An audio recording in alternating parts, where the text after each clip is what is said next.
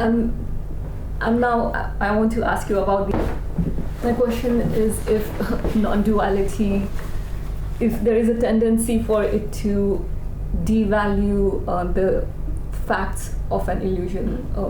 And I'm giving an exaggerated example. For example, if everything is illusion, one may argue that so Earth could be flat or Earth could be round. So it's all an illusion, and devaluing the fact of what's actually happening. Do you think there's a tendency for non-duality? The first thing I'd say to that is that I do not use the word illusion in that sense. So, in a way, I can't answer that question because that's not what I say. I think the word illusion is tricky. What it actually means is that something is different to how it appears to be. So if we're strict about that, then it's perfectly fine as a description to say that this is an illusion, but that is not what most people hear. If you say that this is an illusion, what most people hear is you're saying this is not real, and therefore it doesn't matter. And I think that's, in a way, that's where your question is coming from. So I would never say this is an illusion, inviting that misconception. What I like, this is not my original description, but it's a phrase I like, is that this is both real and unreal. It is both real and unreal. So, this is in a way just another kind of mind game thing, but if the mind wants to get its teeth into this, and so the mind might say very challengingly, so are you telling me that it doesn't matter that I've got really painful toothache? Well, the answer to that is this is both real and unreal. The extent to which your toothache is real matters. It's both, it's not one or the other.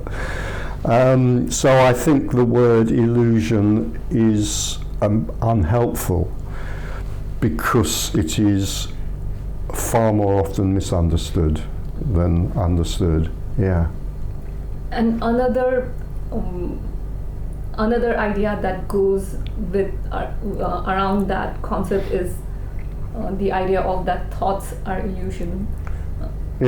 So would that mean that all perceptions are false? No, I'd just give exactly the same answer. Perceptions are both real and unreal. And if somebody wants to claim, no, they are purely unreal, well, they're welcome to do that as an intellectual game, but we know it is just an intellectual game because they don't step off the curb in front of the bus. So the extent to which we do not step off the curb in front of the bus unless we want to commit suicide, that is the extent to which this is real as well as unreal. It's both. The mind loves, one of the reasons the mind loves these sorts of, abstruse and abstract philosophical things like, sophistry, like, I am the only one who exists and no one else and nothing else. One of the reasons the mind loves this is because it can play games with it endlessly on that abstract level. It cannot play a game on the concrete level. On the concrete level, the mind will not step in front of the bus, no matter how many treatises it has just written in its university study, proclaiming that the bus is not real.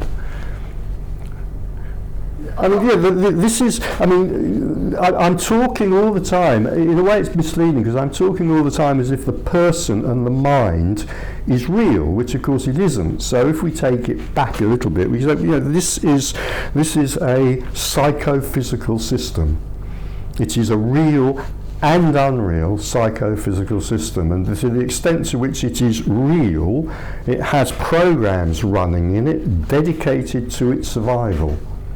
So it does not step off the curb in front of a bus until another program dedicated to killing itself might emerge, you know. So if this psychophysical system was sort of running a program which was deeply suicidal, then it would step off the curb perhaps in front of a bus. But that's got nothing to do with some sort of idealized belief system that the bus isn't real and that this isn't real. But for most of us, most of the time, you know, one of the most powerful impulses that's running all the time in this psychophysical system is self-preservation. No mystery about that. We wouldn't be here if it wasn't for that. You know, we wouldn't have evolved as beings if it wasn't for that.